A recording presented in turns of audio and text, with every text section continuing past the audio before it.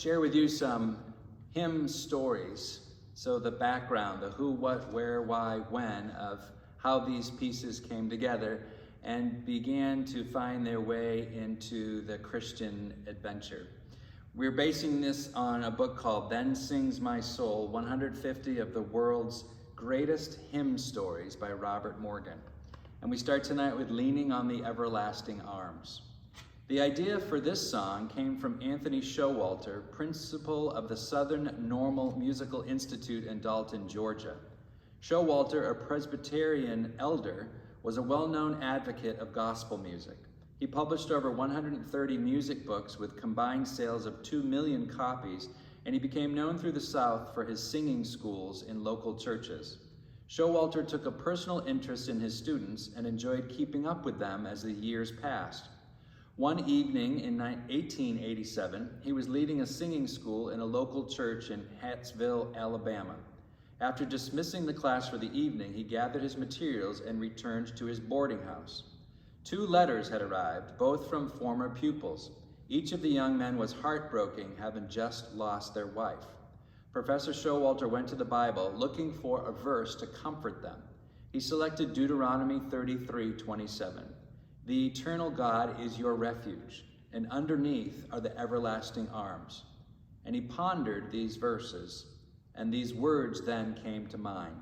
Leaning, leaning, safe and secure from all alarms.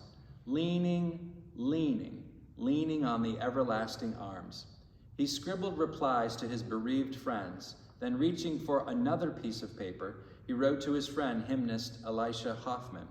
Here's the chorus of a good hymn from Deuteronomy 33:27, his letter said, but I can't come up with any verses. Hoffman wrote 3 stanzas and sent them back. Showalter set it all to music, and ever since these words have cheered us in our adversity. What have I to dread? What have I to fear? Leaning on the everlasting arms. I have blessed peace with my Lord so near, leaning on the everlasting arms. God the Eternal is our support at all times, especially when we are sinking in deep trouble. There are seasons when we sink quite close.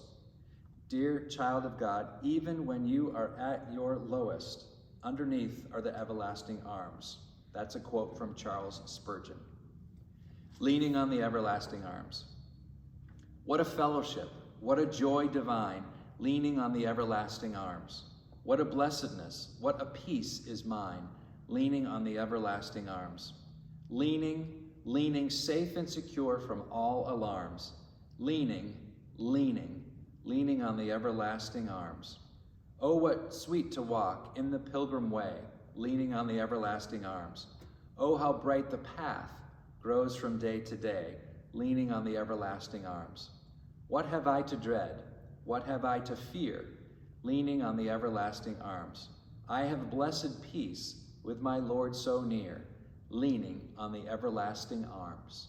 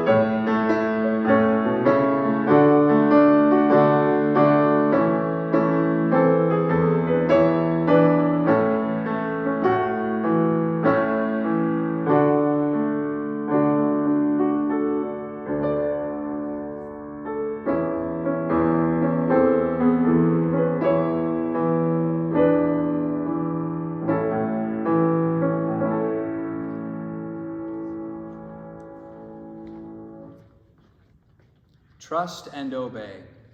Daniel B. Towner, who wrote the melody to this song, inherited his love of music from his father, Professor J.G. Towner, a beloved vocalist and music teacher. While growing up, Daniel studied with some of the finest musicians available and began his career as worship leader in a Methodist church in Binghamton, New York. He later served churches in Ohio and Kentucky before being tapped by evangelist D.L. Moody in the fall of 1885. For several years, Daniel traveled with Moody, singing and doing personal work.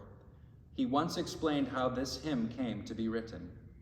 Mr. Moody was conducting a series of meetings in Brockton, Massachusetts, and I had the pleasure of singing for him there. One night, a young man rose in testimony and said, "I'm not quite sure, but I'm going to trust and I'm going to obey."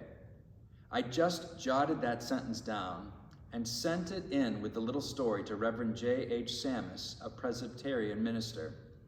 Sammis wrote a poem then based on the phrase, trust and obey, and sent it back to Towner, who went to work on the music. Alfred Smith, in his Treasury of Hymn Stories, adds that while working on the music to Trust and Obey, Dr. Towner grew discouraged. That evening, in his home, he crumpled up the paper and threw the manuscript into the wastebasket. The next morning, as his wife was straightening his office, she retrieved the crumpled paper and sang over the words and melody to herself. She left it on the organ and encouraged her husband to work on it a little bit more, telling him, "I feel the melody you have written is just what is needed to carry the message." She was right. Trust and obey. When we walk with the Lord in the light of his word, what a glory he sheds on our way. While we do his good will, he abides with us still, and with all who will trust and obey. Not a shadow can rise, not a cloud in the skies, but his smile quickly drives it away. Not a doubt, not a fear, not a sigh, nor a tear can abide while we trust and obey. But we never can prove the delights of his love until all on the altar we lay. For the favor he shows and the joy he bestows are for them who will trust and obey. Then in fellowship sweet, we will sit at his feet or will walk by his side in the way. What he says we will do. Where he sends, we will go. Never fear, only trust and obey. Trust and obey, for there's no other way to be happy in Jesus but to trust and obey.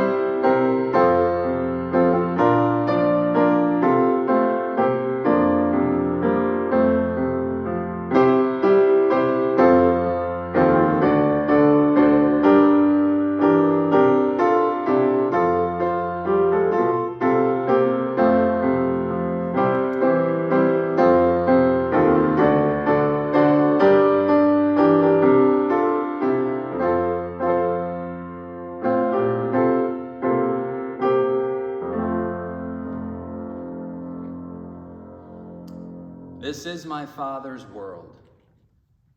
Maltby Babcock was arguably the most remarkable student Syracuse University had ever seen. Hailing from an aristocratic family, he was a brilliant scholar with a winning personality. Tall, he was an outstanding athlete, expert swimmer, and captain of the baseball team. He also directed the university's orchestra, played several instruments, and composed original compositions. A proficient vocalist, he directed the university glee club, He entertained other students by drawing and doing impersonations. On the side, he was an avid fisherman. He would have been successful in any profession, but God called him to serve the ministry. And after further training at Auburn Theological Seminary, he became pastor of the First Presbyterian Church in Lockport, New York.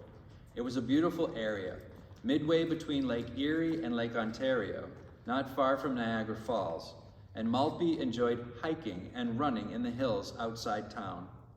Telling his secretary, "I'm going out to see my father's world," he would run or hike a couple of miles into the countryside where he'd lose himself in nature.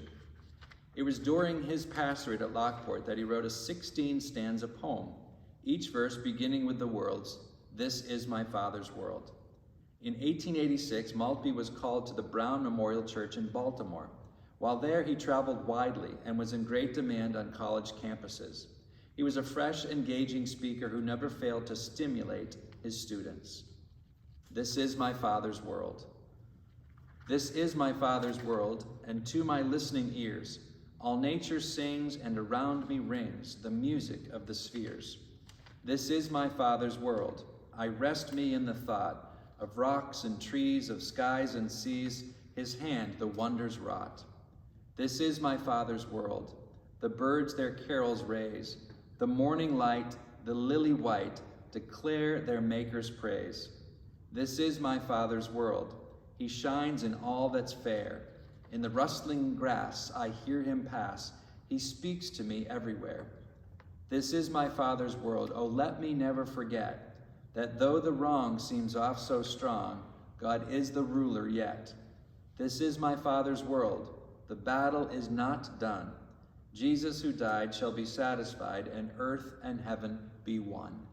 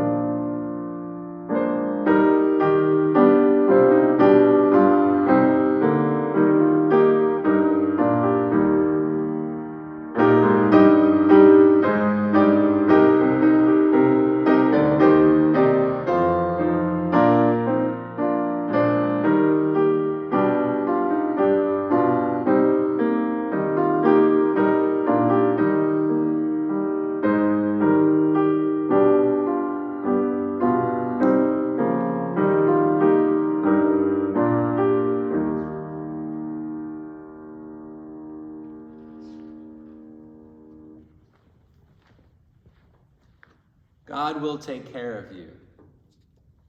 J.C. Penney, who descended from a long line of Baptist preachers, was well on his way to establishing a successful career when the 1929 Great Depression threw him into crisis. His business deals turned sour, and Penney became overwhelmed with anxiety and insomnia. He developed a painful case of shingles and was hospitalized, but tranquilizers and drugs only made things worse. His mental state deteriorated until, as he later said, "I was broken, nervously and physically, filled with despair, unable to see even a ray of hope. I had nothing to live for. I felt I hadn't a friend left in the world, that even my family turned against me." But one morning he heard singing coming from the little hospital chapel. The words of the song said, "Be not dismayed, whatever betide. God will take care of you." Entering the chapel, he listened to the song, to the scripture reading, and to the prayer. Suddenly, something happened. I can't explain it. I can only call it a miracle. I felt as if I had been instantly lifted out of the darkness of a dungeon into warm, brilliant sunlight. All worry left him as he realized more fully that he had ever imagined just how much Jesus cared for him. From that day, J.C. Penney was never again plagued with worry, and he later recalled these moments in the chapel as the most dramatic and glorious 20 minutes of his life.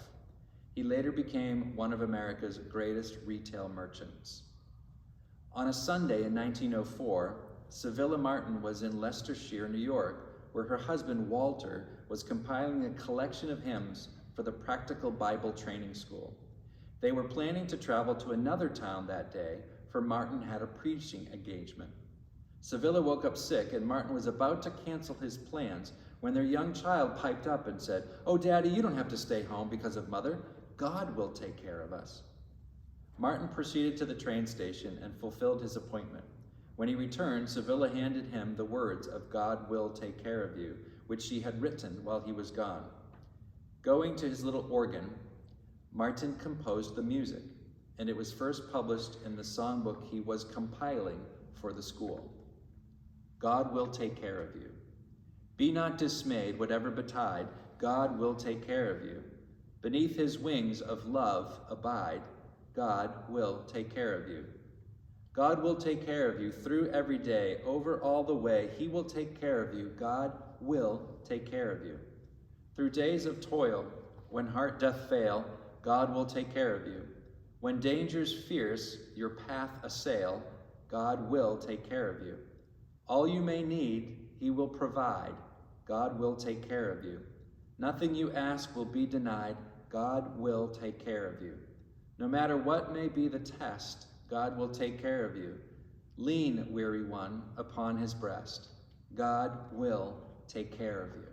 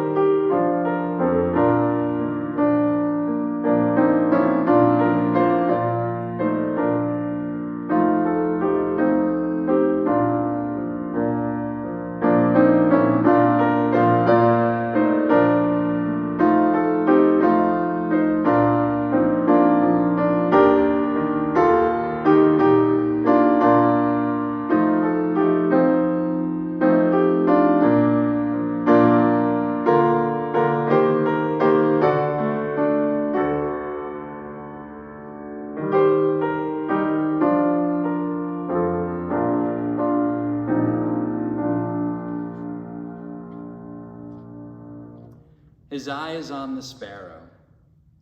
Most people have a hobby of some sort to provide a healthy diversion from the rigors of work. Long ago, there was a woodworker in Nazareth who counted bird watching among his diversions.